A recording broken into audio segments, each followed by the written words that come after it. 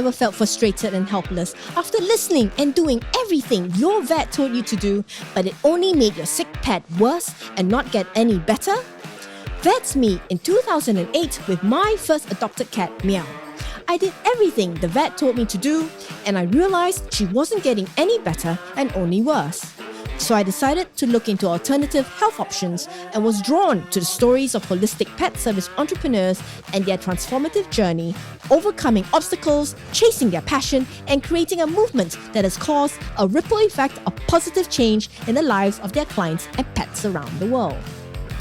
Join me as I share the raw, inspiring journeys of these amazing entrepreneurs, their successes and failures. My name is Emrys Wang, and this is The Raw Entrepreneur.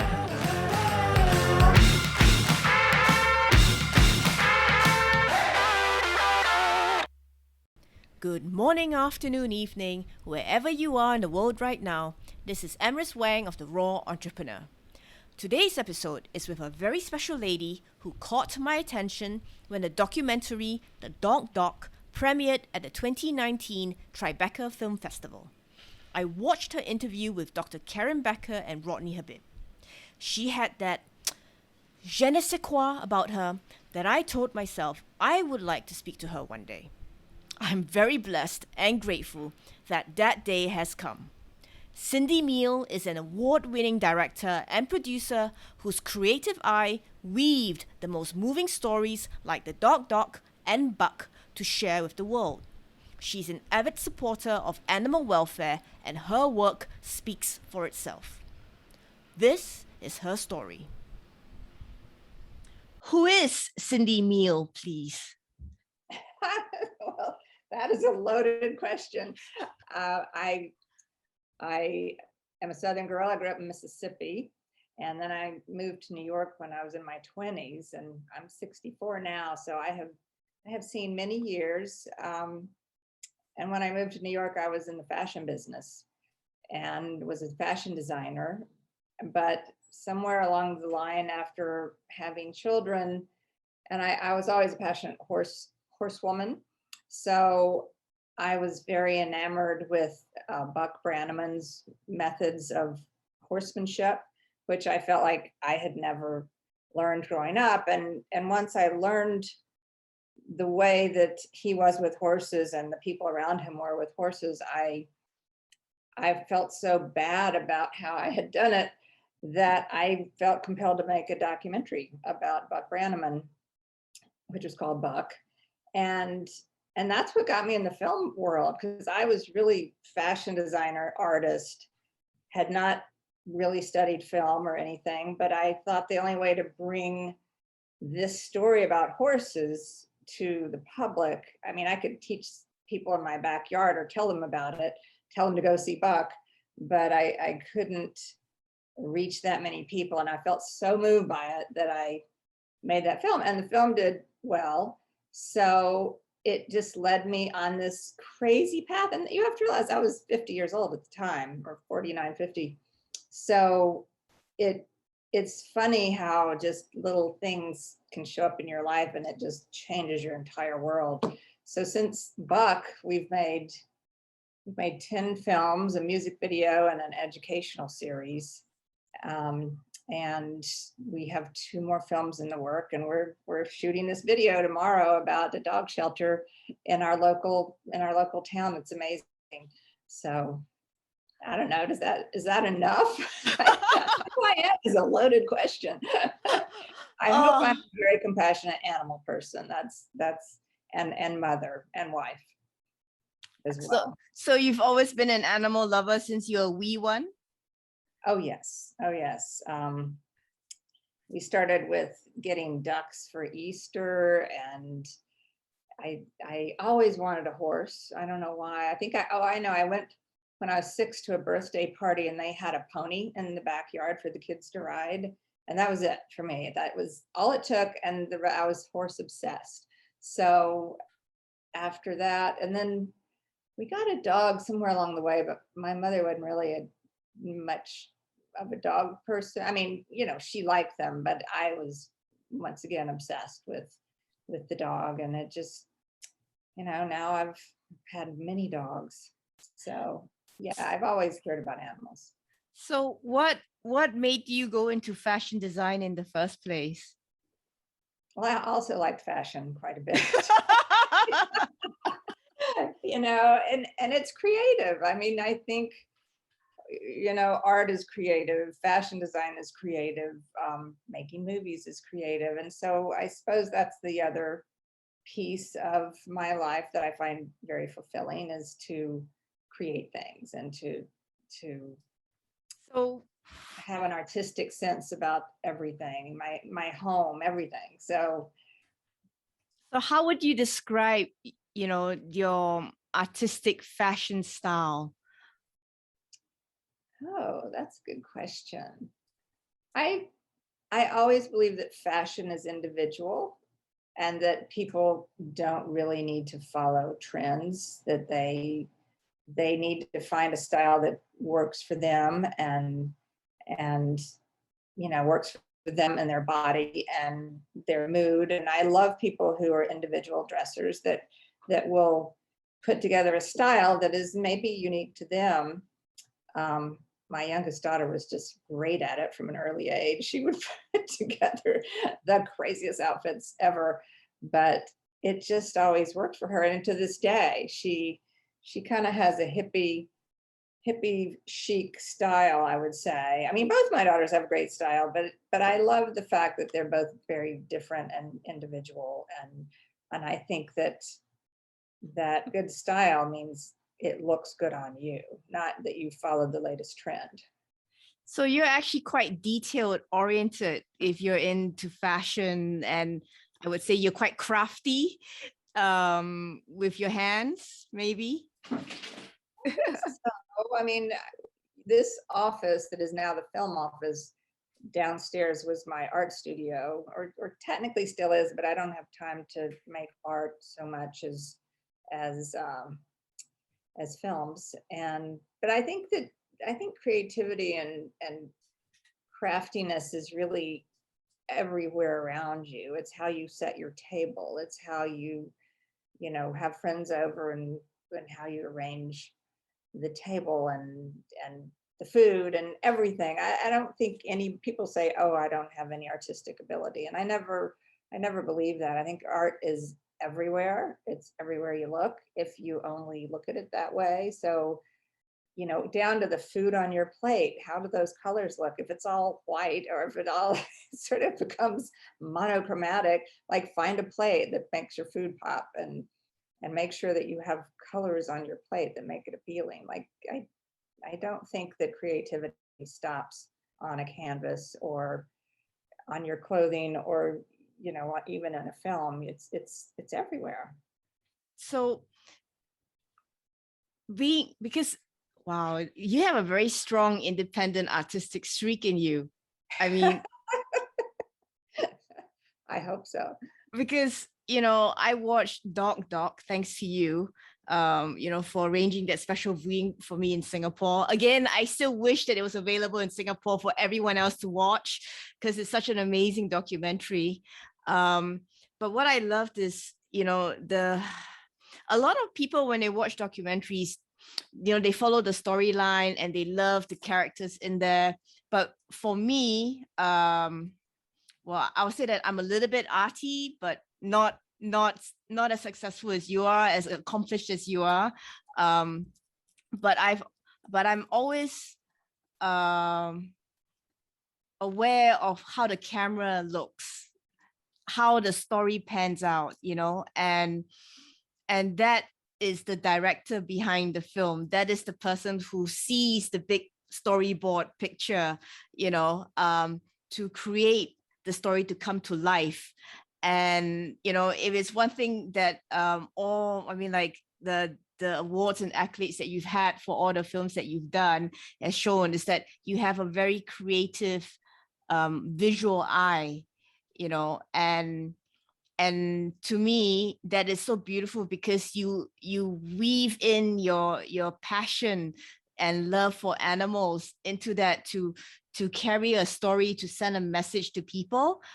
And to me, it's like, I wish we had more more amazing artists like you know, honestly, to tell more stories like that. Um, yeah, I just want to thank you because the dog was just phenomenal. I had a friend who watched it with me, you know, and she was like, why isn't it here in Singapore? And I'm like, Hey, why isn't it?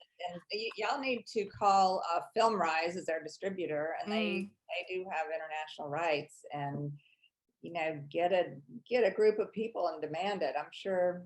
yeah, it I don't know how the process works because that's their department, but they would know. Maybe there's a way. yeah, We definitely do yeah. have DVDs available, but I don't Well, know. DVDs is kind of like a dinosaur thing now in Singapore. Everything is digital and online. Yeah, Everyone does Netflix, you know, Vimeo. Everything is just digitized now in Singapore. So even a DVD is considered quite extinct now, unfortunately. I know. Yeah. I'm still a dinosaur, but you're right. That's the same in this country. It's usually people of a certain age are the ones that watch DVDs still. And Mm. my husband's in the Writers Guild, so at Christmas before Christmas they start sending things that are in award contention, and so for the dinosaur people like us, they still send out the DVDs, and so we have this wonderful collection of DVDs. But yeah, I like to own it and have it because you never know what's going to happen to the internet. And when that breaks down, it's like, I got my DVDs. Y'all will be coming to my house. I'm telling you now. So, I hear you. I hear you. What I'm curious is, you know, um the physical act of changing from a fashion designer to doing your very first documentary, Buck, you know, how did you go about it? Because, you know, for a lot of people, and you said you started when you're about 49, 50, when you made that career switch. yeah. um how easy was that? Well, I actually, when I started making films, I had been just doing art because I was a mom. I had gotten married after the fashion career. I got married and moved to the country and had babies. And so, in order to try to work and do everything, then I wanted more of my own schedule. So I just turned to art. And so I had an art studio all the time.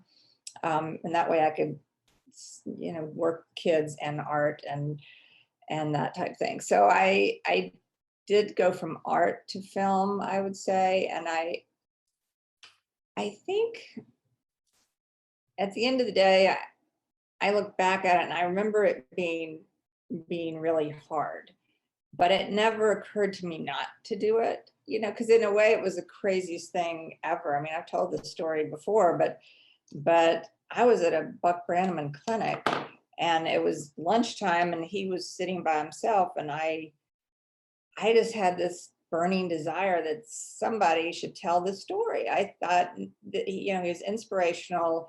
It was the oh God, what year was that?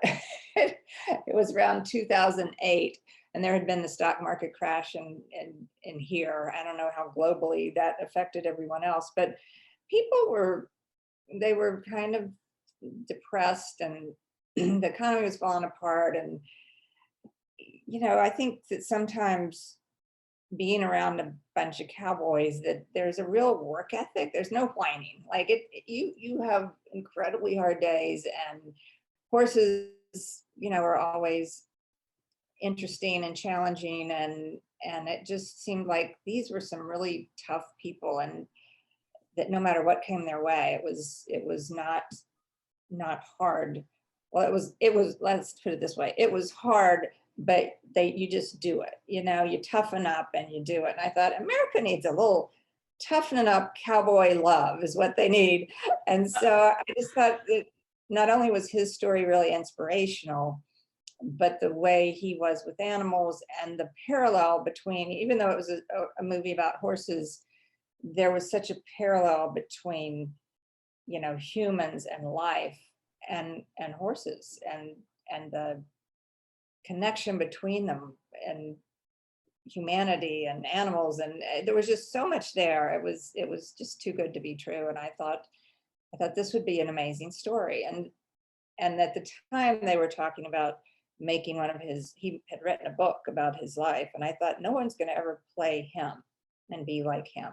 So I felt very compelled to make a documentary, even though I had no idea how to do that. And I just kept figuring it out. Like it was hard, but it never occurred to me not to do it. And I think that the lesson, if anyone wants to take any lesson from it, is that just because somebody says you can't do it, or you think, oh, I couldn't do that, I've never done it before, there's no reason not to do it. If it's your heart's desire, if you think it's important, then go do it, or just make it happen. Try any way you can to make it happen. And how long did it take for you to film Buck, the production and everything? It was about, let's see, we started 2008. We really started filming more 2009.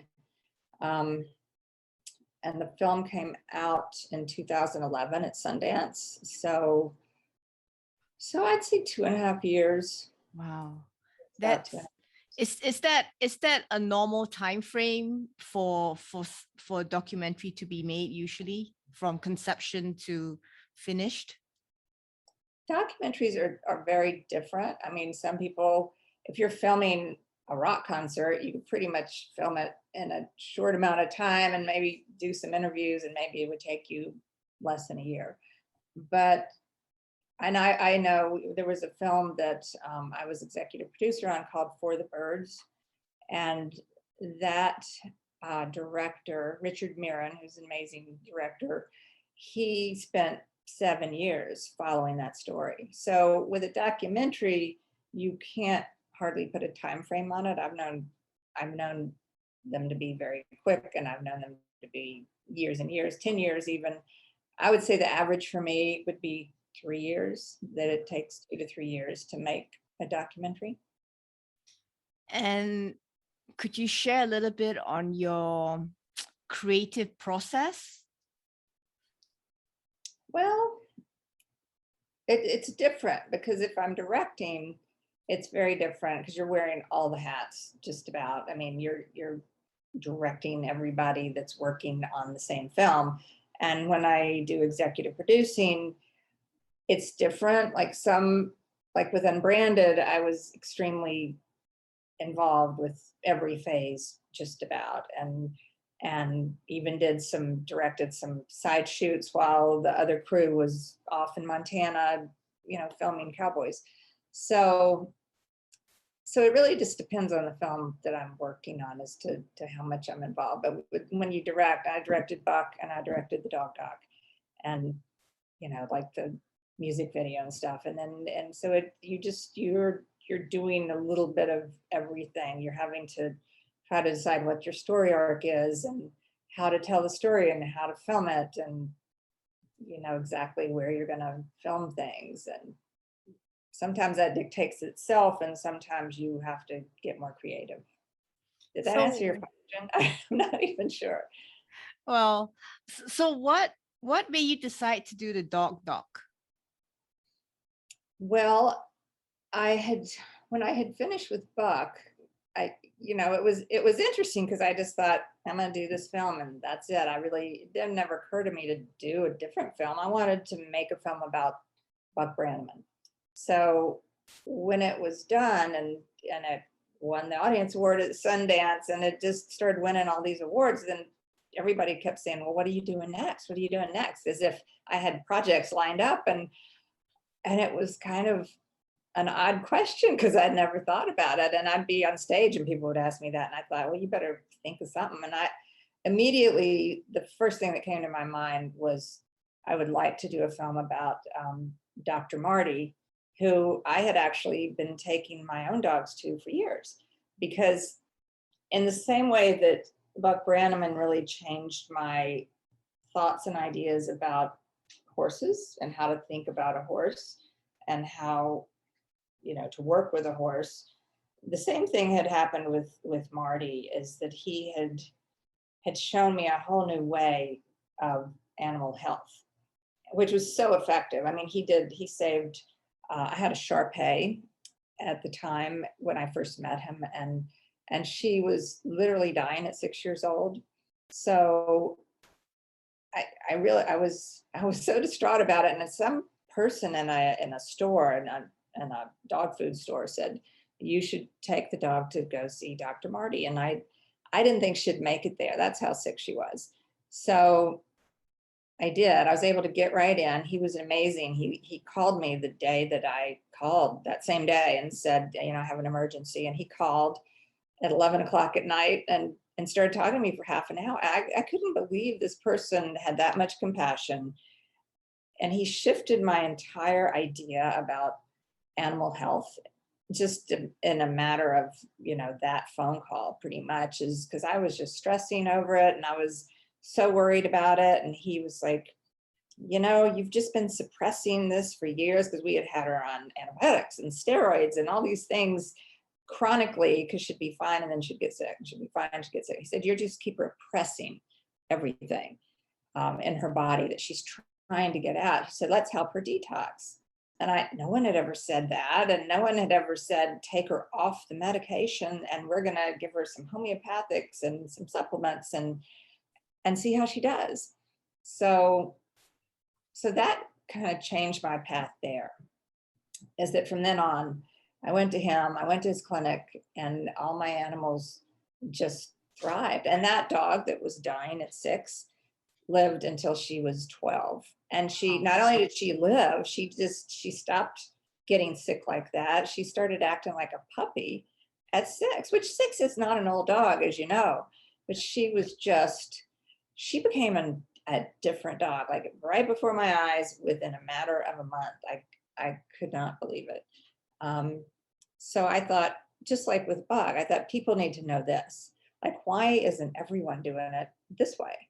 And so that was my answers when people said, you know, what do you want to do next? I just said, I want to do a film about Dr. Marty, which I had never thought about until someone asked me, what are you going to do next? I was like, I better think of something.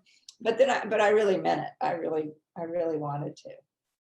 So, but it took, you know, that was 2011. And then it took, heavens, when did we start this film? 2016 or 17 when we started. Just because in a busy clinic, then my schedule got busy with other people's films, and the timing had to be right. The timing was perfect, as it turned out, except for the pandemic, which closed all the theaters when we were supposed to premiere in theaters last year. So other than that, it was perfect. But from what I understand, it was very well received in North America, despite the pandemic and, you know, everything going on. You know, and I think that really is credit to you and the way you crafted the documentary, because it's really beautiful. Oh, thank you. It's really beautiful. I mean, like, honestly, it moved my heart. I watched it a few more times. Like, you know, I finished it and I played it again, and you know, because I just really enjoyed it so much. You know, I think it goes back to my question on what is your creative process, because do you think in color? I mean, like, when you start seeing something that you want to create, how do you start visualizing it? Is it in pictures? Is it in sound, with music, in dialogue? You know, what sort of starts weaving in your mind? I do always think visually, but also with the film, I start to think, you know, because I did have some great mentors, and Julie Goldman and Andrea Medich, and people that are really tried and true filmmakers that thankfully took me under their wing when I started to make Buck. And I think what's really important, because when I first came to them about the Buck film, and I had some footage, and they said, well, why do you, that's my dog's nose that's now in there. Can you see?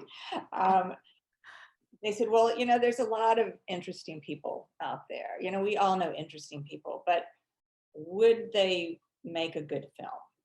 And that was a really important question, is that, yeah, a lot of interesting things happen, and there's a lot of great stories that people tell, but is it going to make a film? And that's the real test. So I have to start thinking, what's interesting about the subject, and how would you tell it to people? Because our motto with documentaries is to show, not tell. So you don't want a lot of people will come to us with an idea for a film, and they'll go, oh, this is a great idea for the film, and this guy, he was a veteran, or this happened or that happened, and I'll say, well, do you have footage of that? Or did you have footage of when that accident happened? Or do you have footage of them doing such and such? So I go, no, but so I said, so basically it would be talking heads and maybe a few photos.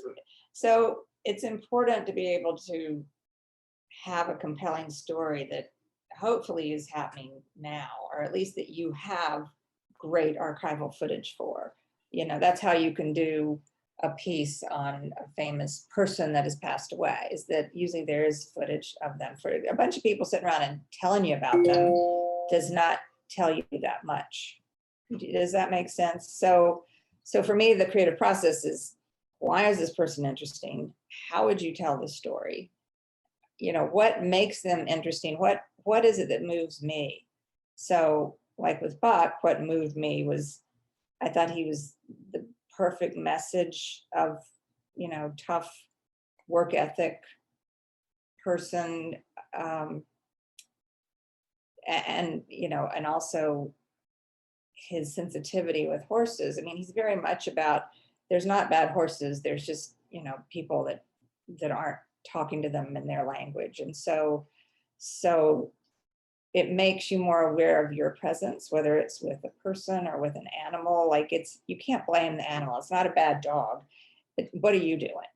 And so it turns that whole thing around of maybe you need to, look at the man in the mirror or the woman in the mirror and see, what are you doing to add to this situation? And you can't just blame, because I think human nature is to blame another person, or to blame my circumstance, or to blame whatever. So for him, it was like, I liked the message. I liked how he treated animals.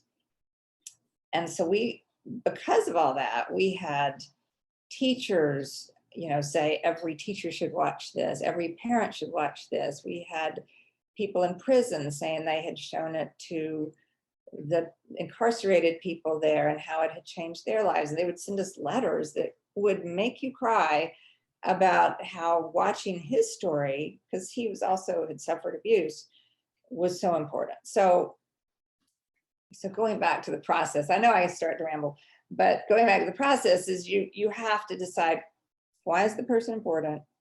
How can you tell the story? And most of all, how can you tell it in a way that people are not looking at it like, oh, that's that thing over there.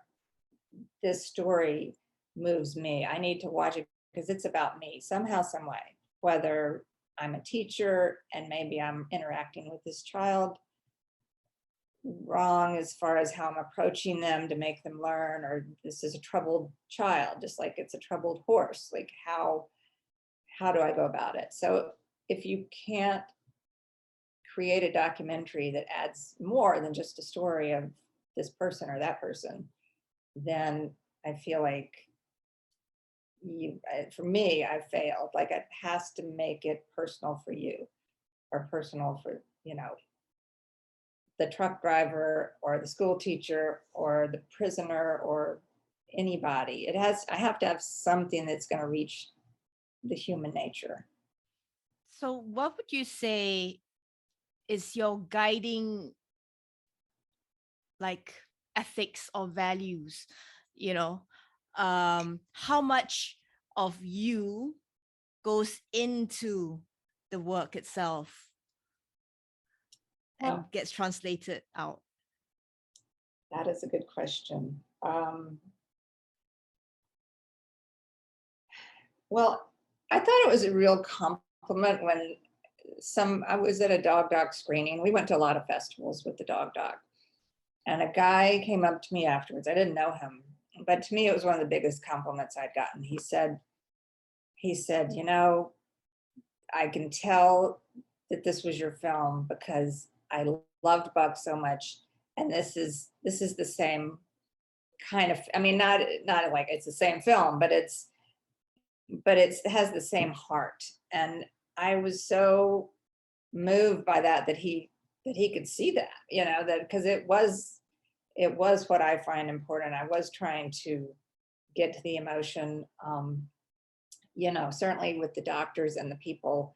I had been in that same clinic with my animals, and I had been in tears in that waiting room myself over leaving an animal for surgery. I've so viscerally felt the emotions those people were going through. It was sometimes very hard for me to film it because I was so compassionate to their situation of having a sick animal, or being happy when that animal got the good diagnosis and stuff. So I feel like, that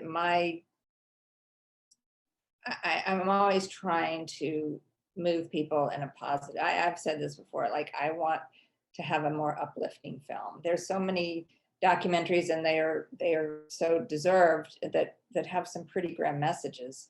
And I always hope to have a film where people are moved by seeing somebody else's story. Well, you definitely most certainly moved me with the doc. Thank you. Like I said, I wish I could purchase it to, just to be able to keep it, with me, because it really is a beautiful documentary. I will have to do a petition or something to to try and get it to be available in this part of the world, because the message is so important, you know. And I mean, I literally had tears as well when I was watching it, so, and that's why, it's just, I knew, it's just reconfirmed the fact that you're a very special lady that I really wanted to meet and talk to, because you have such a kindness, and it really does come through in the documentary. uh like You're gonna make me cry now. It's like, no, it's you have so much. such a huge heart, that the compassion and the sensitivity, that when you approach the subject, you're so respectful, you're so understanding. It's like, really, like you said, how the pet parent feels. Like me being a pet parent myself, it's like you know the like putting myself in that situation, and going through all that. I just, yeah, I mean, just thinking about it now, I'm feeling a bit overwhelmed. That's how powerful I think the doc was, and is. And I just, what can I say? I really love you as a human being, and um one very silly question, because I'm a lay person, and I've always been curious about film. um what is the difference between, say, a director and executive director? Well, I've been executive producer. Okay. So there's the director is the one who tells everybody what to do, which is, of course, I love that. You get to, you tell the camera person, what you want to be filmed, and you get to do the interviews. And here again, with my films, it works that way. Certainly, there's other ways to do filmmaking, and these titles sometimes get fuzzy. Sometimes if someone just puts money into a film, they're called an executive producer. I personally like to have a lot more responsibility than helping with get finances for a film. I really like to be because creativity is really what I feel like I bring to the table. And so I like to be in on the creative meetings and discuss the cuts and maybe be on set sometimes. I mean, sometimes more than others. Every film is different, but an executive producer can be somebody that does anything from just raising funds, or they can be, very hands-on and helping, talk to the director and and weigh in on some of the decisions in the filmmaking, which is what I prefer to do. And I've done 8 films now. I'm working on 9 and 10 right now as that. And I really like to be involved. But with director, you really are working 24/7, and you don't, you line up who you want to do for sound, and you just keep everybody moving. You keep the day moving. You tell people what shots you want to do. You pick the editor. You work with the editor and creating this. Here again, Buck and the Dog Doc was about 300 hours of footage. Wow. So you take 300 hours of footage and you boil it down into just it's 90 minutes on average. 90 to, I think the Dog Doc was 100 minutes. Was it 100 or more? 100 and, talking to Katie over here. So yeah, it's you have a huge job because you're in a documentary. There's no script, so you're filming whatever you think you might need, or you're trying to follow a story. So you end up with way more footage than you actually need. But surprisingly, sometimes you still wish you had. I wish we had filmed that, or this happened when we didn't have a film crew over at somebody's house. Like, I wish somehow I had known, or I'd known to come in to the clinic, because with sick animals, you can't say, okay, this day we'll film this animal. Like, they were coming into the clinic when they needed to. So we were scrambling, getting the crew together. My producer was Alice Hinty. She was amazing, and she would show up for most every shoot. We would go to film festivals. Sometimes we'd divide and conquer going to film festivals. But gosh, a director does everything. I don't even know how to describe a director. But they have their hands in every aspect, pretty much. It's like being a conductor of an orchestra, because you have so many parts, moving parts, to make them work together to weave the story. What would you say is your secret sauce for creating and for holding everything together? Well, I think something that, I don't know if it's my secret sauce, but I think it's hugely important, is that you have to have a lot of patience and a lot of tenacity, and you cannot because things will go wrong inevitably, daily, weekly. Sometimes they're big things, sometimes they're tiny things. You just have to roll with the punch, because if you fall apart, then you're setting a mood for all these people that have often traveled from New York, and everybody has their own personal story. So if you lose it, then it can put a damper on the entire crew and the entire day.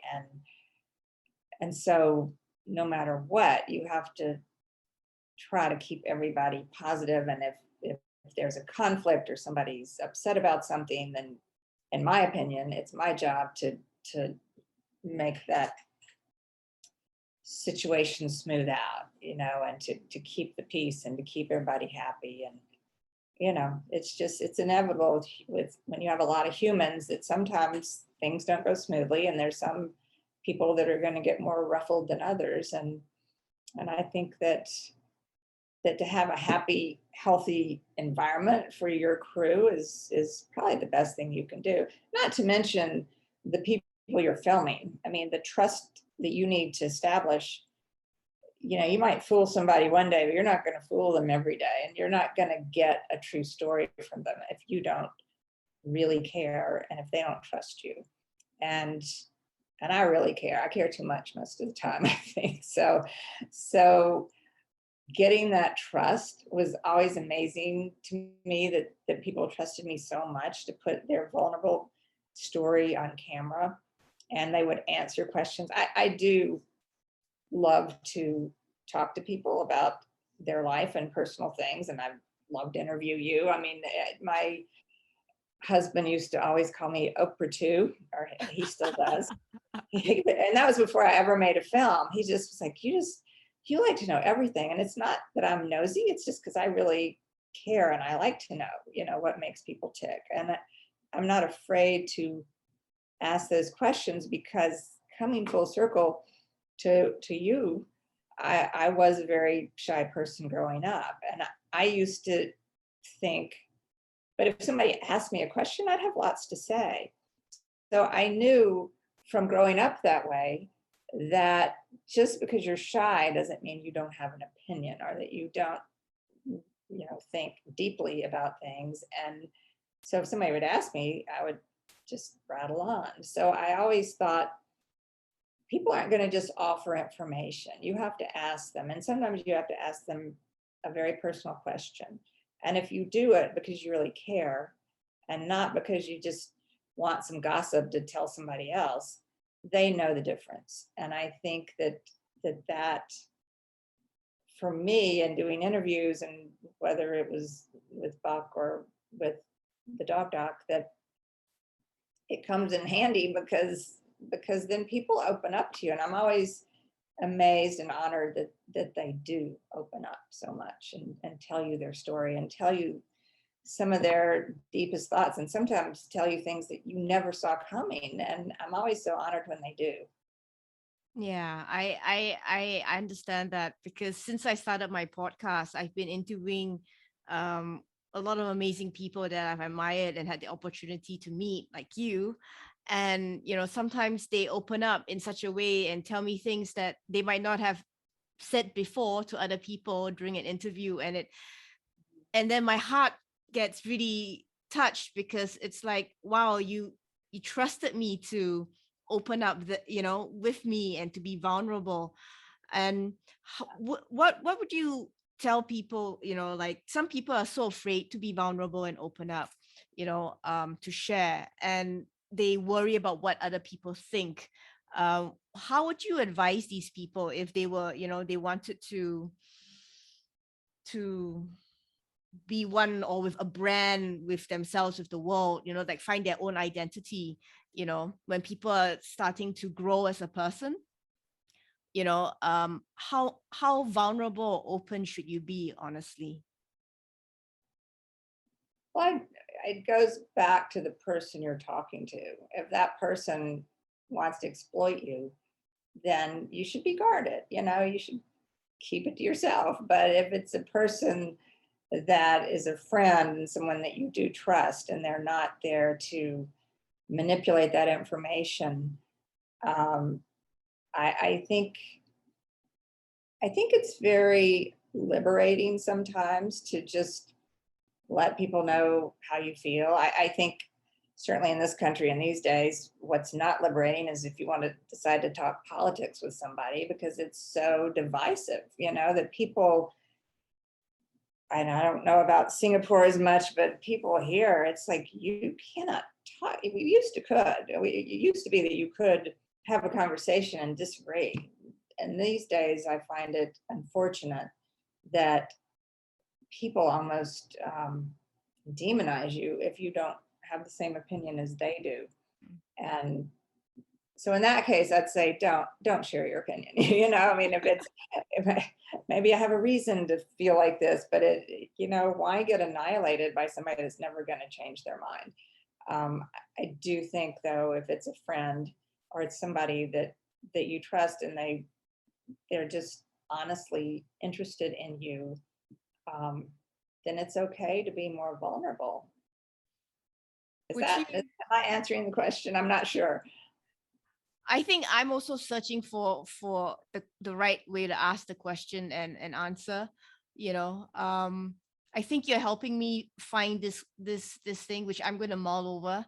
That's one of the beautiful things that I actually enjoy when I talk to people like you.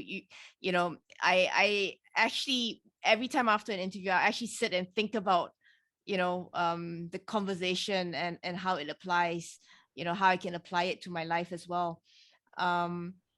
Did you ever think you would stop producing documentaries? Like each time you finish one, I was like, okay, that's it, I'm done, I don't want to do anymore, I want to do something else. I actually really do love it. And right now, because we've done so many films in a row, my daughter is getting married in November. And so I kept saying this year I wasn't going to take on much new work. But I have found that I have taken on a few projects, and here again, projects that aren't going to demand a ton of my time, even though this project tomorrow is demanding a lot of it. We're filming, I think I told you, at a dog shelter. That is an amazing dog shelter that's local here, and the building's fallen apart, but they do amazing work. So they're renovating the building. They have an architect and a contractor. They're donating their time to do it. So it's been amazing. And so I'm going to go film tomorrow all day to do a video that will help them on social media and stuff, raise some funds, which I take just as seriously as if I was shooting a new film. So we have a crew from New York, and it's taken up a lot of time, but I love the process. I love thinking about, talking to the people and creating an interview and how do I want this to look, and half music video, half information. And it's a fascinating process, and it's an exhausting process, but I don't know if I'll ever stop doing it. But I like helping young filmmakers too. I've helped a lot of young filmmakers make their films, and I bring a lot of information to the table at this point. And when I first started Buck, I had people that mentored me, people that were much more seasoned, and I soaked it up like a sponge. Like I learned so much. And so I so want to give that back all the time. Like, to me, I would not be here today if it weren't for those people, especially Julie Goldman and Andrea Medich. And it was just, and Toby Shimon, who's my editor on Buck. I mean, it was such a tutorial. So I just feel like I will always probably do something for film. Maybe not work as hard as I've worked the last few years, because we had kind of 4 films working at once, but I do love it. And I think I can, now help other people a lot as well. Well, Miss Cindy Meehl, I want to thank you for your time today, because I know you're such a busy lady. And on behalf of all pet parents and animal lovers out there, I want to thank you truly from the bottom of my heart for all the work that you've put in, for all your documentaries. You are such a beautiful person with such an eye for being respectful to the subject that you want to share with the world, and this interview is giving me a lot to think about from the perspective of, say, me trying to interview people, because I'm just a pet parent. I'm not a professional interviewer at all. I'm just a pet parent.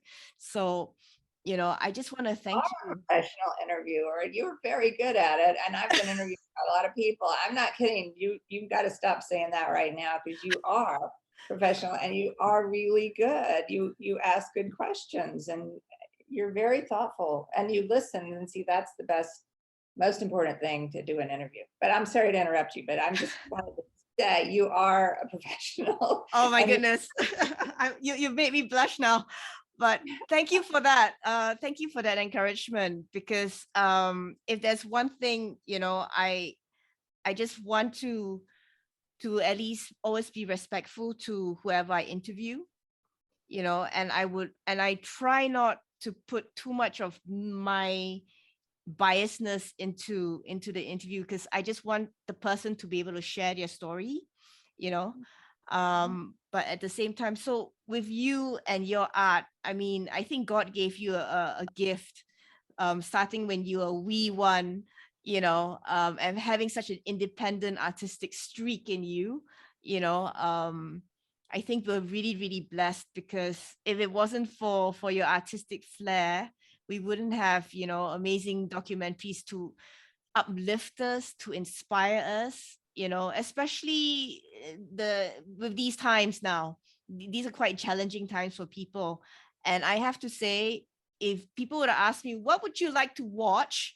Like a war movie or dog doc, I will tell you, I watch the dog doc. you know, I'm the kind of person, like, if there's an animal in a movie and if the animal's going to die, I don't want to know. I don't want to see. I'm that kind of person. I don't want to see that kind of thing. But your documentary, right from the start, even though I was across the world, I've been dying to watch it. And I'm so blessed and grateful to the universe for listening to my prayers and my wanting to meet you, because I was really shy and nervous about approaching you. I'll be really honest, because I thought that like, wow, you're going to be this amazing, as I know, busy woman, and because I know you're going to tell me to stop it, but I truly am just a pet parent and with no professional training, so most times people might dismiss me as being, but you've been so kind and generous with your time, and I just want to say thank you, on behalf of every animal lover out there. And please continue doing the work that you do. Please keep sharing the stories that you see that move you, because the way you look at things through the camera is truly moving. So thank you very much. Thank you so much. And I have one more thing to say. I'm never at loss for words, but when I started making Buck, which turned into, shortlisted for Academy Award, won at Sundance. Not to toot my horn, but it was crazy story, because you have to realize I had never made a documentary. I was not a filmmaker, just like you're saying, I'm not a professional. Well, I wasn't either. And I didn't even tell people I was doing this film, because I thought they will just laugh at me. Like, I'm nobody to make this film. So to me, it's like people like you, and people who take that step and leap and the net will appear. That's what makes success, and that's what makes wonderful things. And you're doing a wonderful thing, and so don't ever belittle yourself because you're not perhaps gone through training to do this or something like that. I didn't either. And now I made 10 films, so you can never say, oh, I'm not professional, I haven't been trained. I am not trained and I'm not professional, but yet I guess I am now. But you can do whatever you want. You're doing a great job. Oh, so, thank you. Thank you. Wow, I'm so thankful and grateful that you took the time to listen to this podcast. It would mean the world to me if you could subscribe, download, rate, review, and share this with others whom you care about that may enjoy it as well. Thank you, and remember to be kind to yourself and others. Have a awesome day, everyone.